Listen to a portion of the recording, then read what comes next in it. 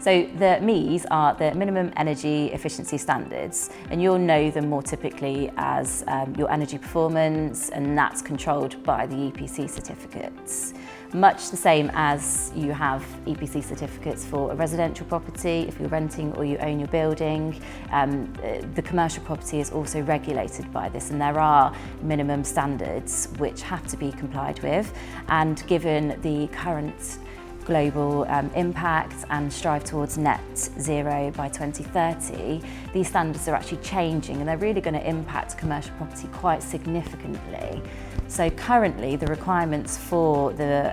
energy performance of a commercial property is that it must be a minimum of EPC E if you want to let out the building to a new tenant. So that requirement only comes into force if you're wanting a new tenant in place. If there's currently a tenant that's been in there for a long time, or you're in occupation and no change has happened, your energy performance of the building could be F or G, and that's fine. But as of the 1st of April 2023, so next year, that minimum requirement is changing so that the energy performance of EPCE applies to commercial property across the board, whether you've got a new tenant in property or whether you're currently got a tenant in existence. You must ensure that your building is an energy rating of E or above. So that's really important to know, because you'll need to have a conversation right now to make sure that you can get into the property, to make sure that you can carry out an energy performance certificate, and if it is below that rating, then look at the recommendation reports and implement some changes, or look to see if you need any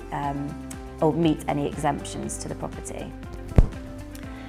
As of April 2027, the proposed requirement for that minimum energy efficiency is going to jump from E to C. So you're going to need to make sure that your building meets the energy performance certificates of an EPC rating of C, and as a stepping stone to meeting an energy performance rating of B by 2030. So right now,